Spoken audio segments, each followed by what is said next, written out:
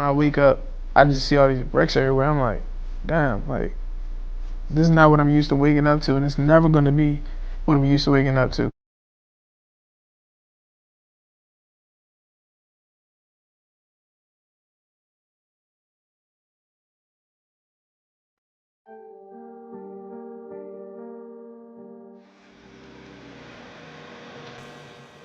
One of the good things I can say here is reassurance that you know what you're gonna be doing in the next 2 hours. You know when your meal's coming, and you know when you're gonna go to sleep, you know when you're gonna wake up. It's just structured. I'm Marquez Jackson. I've been in Bonnet for a year and 2 months. You can customize your room however you want it to be. They're usually like a little bit more strict with like what you allow to be put on the wall. But I guess once they realized that I could actually draw, they pretty much just started letting me do whatever as long as it's like not necessarily negative. I'm in the maximum security side. I get locked in my room every night. Since my mom used to work so much, she wasn't really home all the time. I wanted the greater things. I wanted watches, I wanted clothes. So I used to do what I had to do in order to get it. I was charged with second-degree murder. I have juvenile life, meaning that I will be incarcerated until I am of the age of 21. Just the way we do things, everything is about security here, making sure that everything is accounted for. Getting searched every day to and from school. I don't really feel any way towards it. That's just what it is. The things that makes me happy is like talking to my family. I mean, I get a visit every other week, yeah, because it's a long drive to and from there.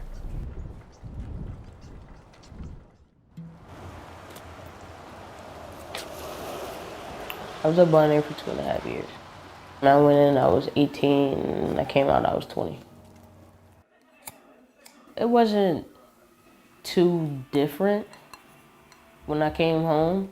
I mean, I got used to it very fast, though. I thought I was gonna kind of be wobbly and unstable, but I wasn't. It was okay. And a lot of kids go, they go home and come back multiple times. And I personally talked to a few that have, and some of them said because they have 3 meals a day, they have clothes on their back, they don't have to worry about, struggling, trying to figure out when the next meal is gonna be, or, where they're gonna lay their heads. And, because, I mean, how do you help a 16-year-old that all their life, all they know is violence? You can't just swoop in and say, stop doing what you're doing. It's not gonna work. I'm lucky to have a family that I have. Because I know if I lose this house, God forbid that it happen, if I lose this house, I can go to my mom's house, or my aunt's house, or my grandma's house. And a lot of kids didn't have that, and it was shocking. Next time you're gonna stay home. Oh, I came from Danville, Virginia. It's about 2.5 hours from here. It's a straight stretch, and I'll do it anytime. That's my son, for real. It's my mom. It's my grandma. I come about twice a month, which from what I hear is a lot to be traveling, so far. But I would like, to come more often, but with the distance, I mean, I still have to work and things like that, and the visitation is only on Sundays. So, it gets a little tough.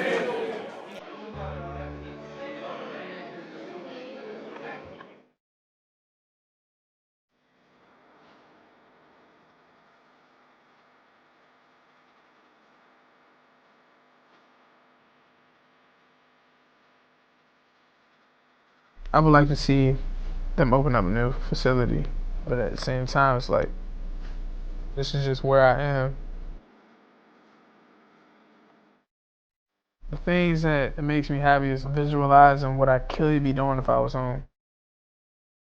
Just me having the freedom to go wherever I want to go, talking to my family. just being around my family in general. Hello, y'all. Welcome to Bam Bam Rock TV. On Bam Bam, aka the 411 Giant.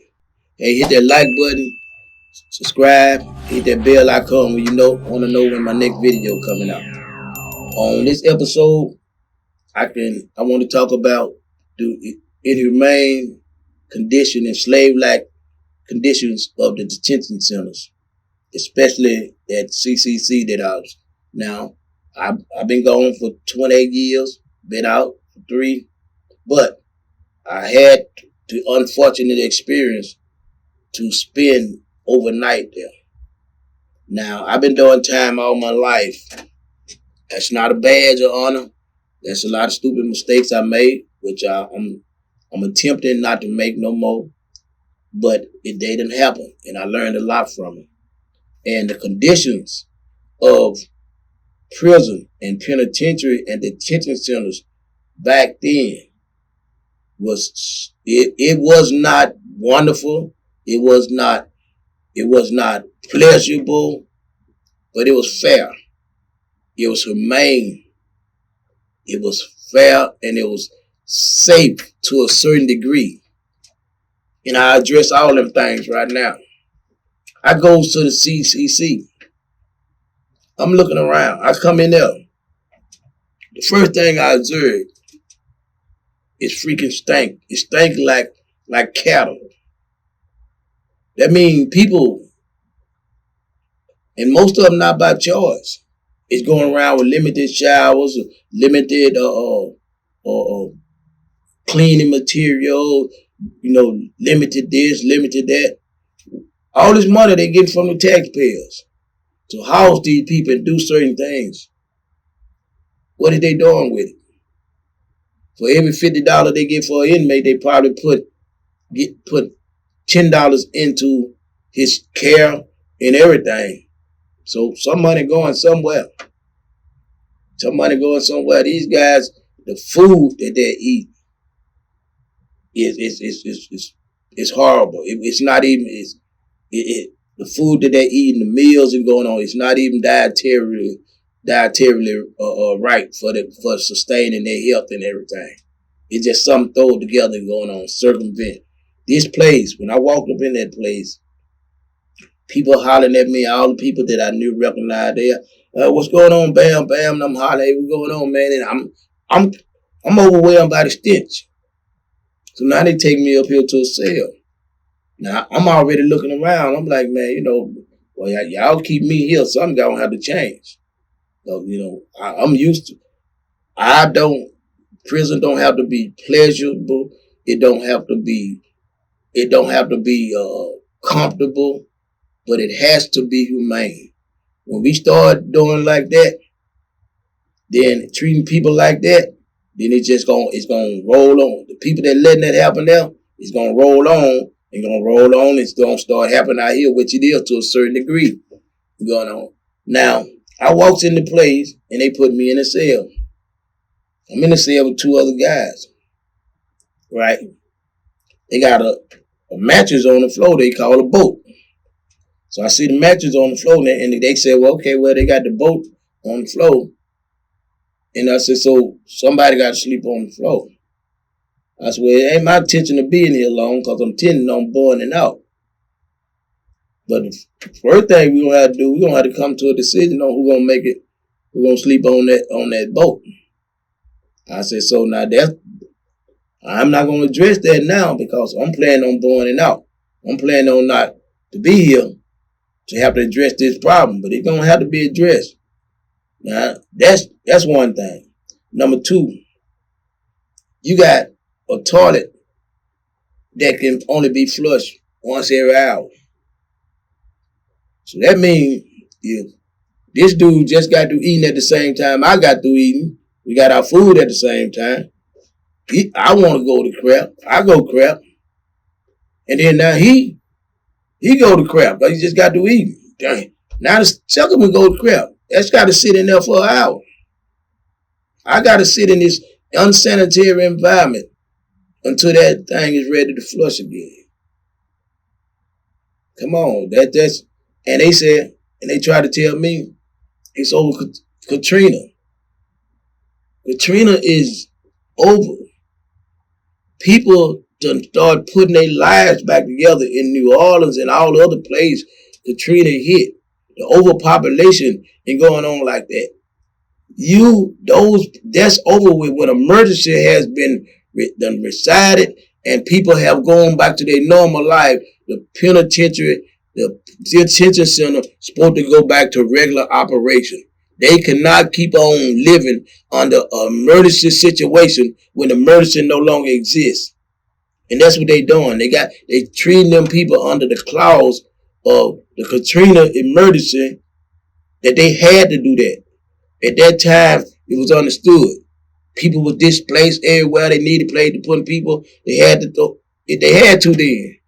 But now it's over and people have went back to their normal life. They can get back to running the prison in a humane way.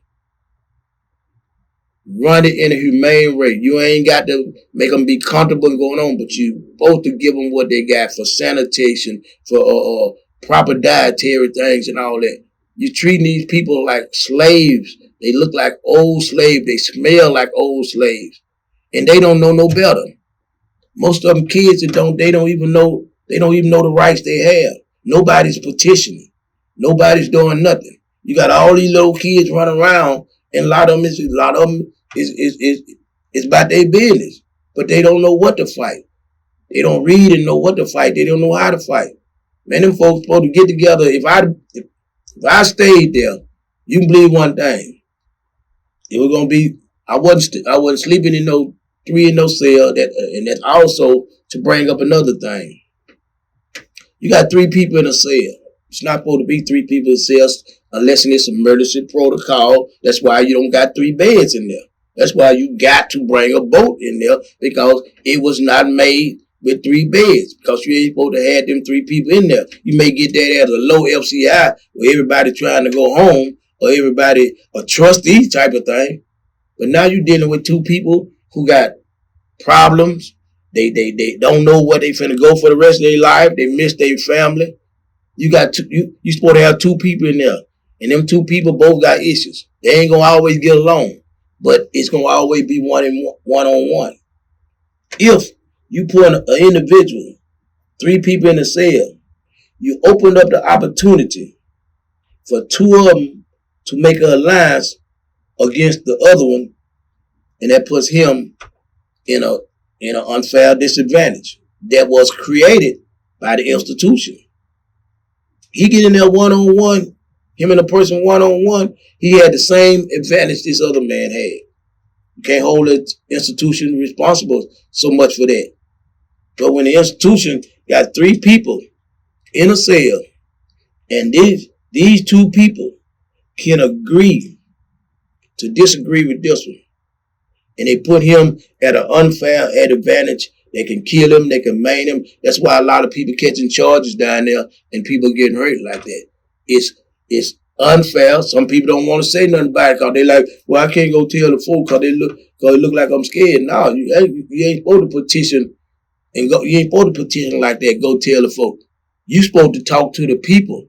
Get all the people around us, man. Listen, man, we ain't living right, man. Now this, man, we got to do something about this. These folks got to start treating us like human beings. Look up and read the rights. Look up, listen to some of them old heads in there who know the law, and find out what your rights is. You out here, people on the street. When your son tell you how he living, you supposed to be going to some people say, hey, listen here, why is my son 3 in a cell? Why my son is sleeping on the floor with feces in the toilet? Yeah, my son is locked up, but he's still a human being. My child is still a human being, and there's rights in him being locked up. You can't just lock him up and take him back to the slavery days and treat him any kind of way without no recompense. Nobody say nothing.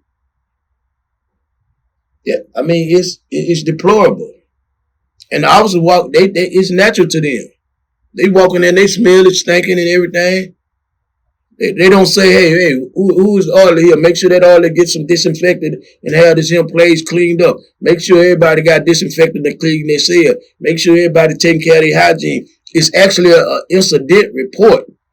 You can be written up for not taking care of your personal hygiene. So how can you let all these dudes be in here with not having the ability to properly do it? That's a write up, because if you catch some, everybody else gonna catch it. If you get a staph infection, you know what a staph infection do? You have to burn the clothes these individuals have. Anything this individual have, church clothes, you have to burn it. That's just how infectious it is. They treating them CCC rather. It's deplorable, but it ain't just happening there. It's happening in all these old private run prisons. They getting $50. Again, I'm saying hypothetically, they getting $50 per inmate for housing them, because they scaring everybody with that. I know some stuff happening, but nothing is supposed to be done where it takes you away from humanity. Because when it takes you from being humane, then that's going to be a slippery slope. Now you're taking that inhumanity as you see it right now. You're taking it and you're spreading out here. Oh, it didn't got so bad, so now I can treat this person like this here. I can treat this person like this here. Then the next thing you know, someone's going to be looking up and they're going to be back in slavery again. I'm giving you the condition that I seen, and you got your own opinion. I went there. I ain't nobody talking about the jail I went to 28 years ago or 30 years ago. I'm talking about the one I just walked into almost 2 years ago. That thing was deplorable, man. If I had a child up in there, man, I'd be on that phone. I'd be picking outside that door. They'd have to tell me something, man. It's wrong. They're still using that Katrina thing by having 3 in a cell under emergency situation when Katrina is over now and people going back to their lives. People that went back down to New Orleans and rebuild their homes. They done started Mardi Gras back down there again. But you still treating these people like it's an emergency situation. It's wrong. And them people is human. They got mothers, they got sisters, they got children. All right. Hit that like button, subscribe, and hit that bell icon so you know when my next video come out. Peace. Just by looking at this in here, guys, I mean, tell me, that's awful, right? You see them laying on the floor. That's what they do. They lay on the floor. Peeing on herself. It's just disgusting. If you don't like it, well, then don't come to jail. That's my policy.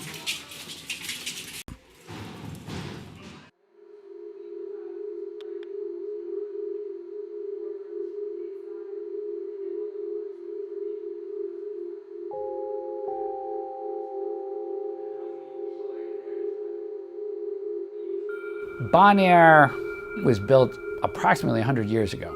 And then in the mid-90s in Virginia and elsewhere in the country, people started to think about juvenile justice differently and started to think about it much more how they thought about the adult system.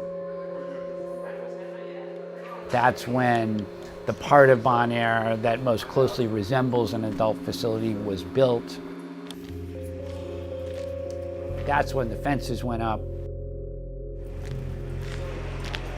How you guys doing? You know, this is not the most therapeutic setting. And so we're doing what we can to kind of overcome that and soften it up a little bit.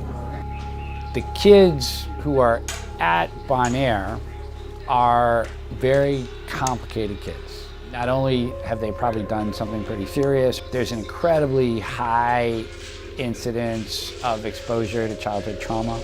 A lot of our residential units look a lot like adult units. When they were built, they weren't built with treatment space. And so we actually do treatment in empty cells.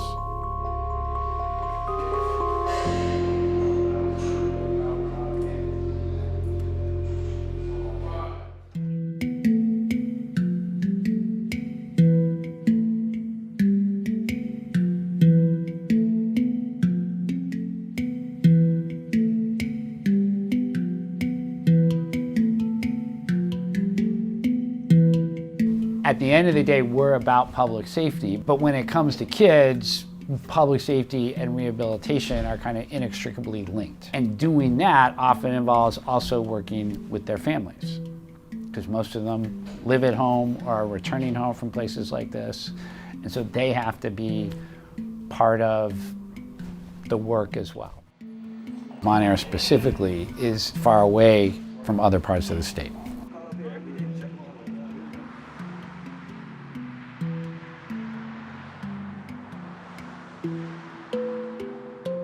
Bonaire is so far removed from the actual communities where the youth are coming from. Why we wouldn't consider placing what's needed in the communities where the youth are coming from, that is beyond me.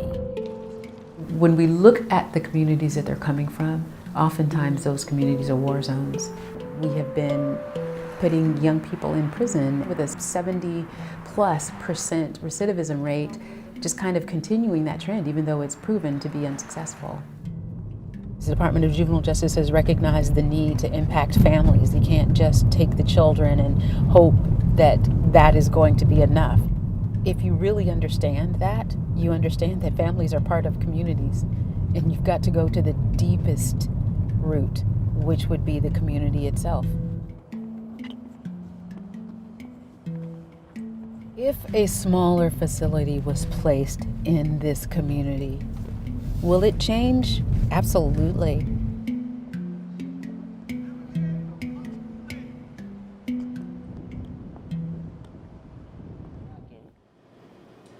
What I'm trying to show you amidst the clutter on my desk is what we want our facilities to look like in the future. We want there to be a lot of natural light. We want there to be treatment spaces that support treatment. And what we're trying to do is have a setting that's as close to as many kids as possible. You know, when we started this and all the kids were at Beaumont or Bonaire, only 25% of them were within an hour's drive of their home. By having a facility in Chesapeake or someplace in that region, that percentage gets tripled.